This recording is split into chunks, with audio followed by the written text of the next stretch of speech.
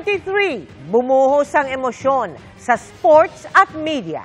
Mula sa mga hiwalayan at mga pagpapaalam hanggang sa tamis ng mga tagumpay.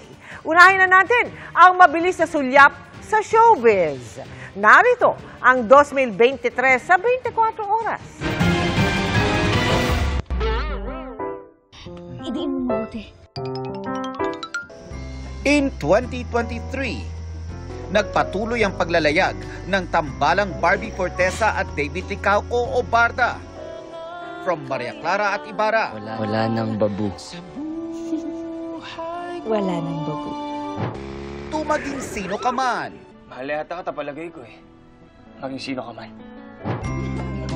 Ang minahal na love team magpapatuloy hanggang 2024 via Pulang Araw. Nagtapos naman ang 11 taong paglalayag ng real-to-real love team ng Katniel o nina Catherine Bernardo at Daniel Padilla.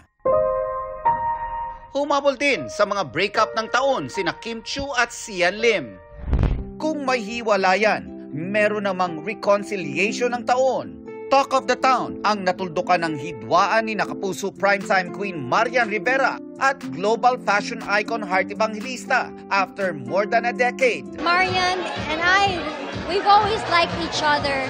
And it's a true testament that, queens should always be supporting each other. My heart is happy. Tapos nandun ako sa peaceful na finally everything, alam mo, in God's perfect time.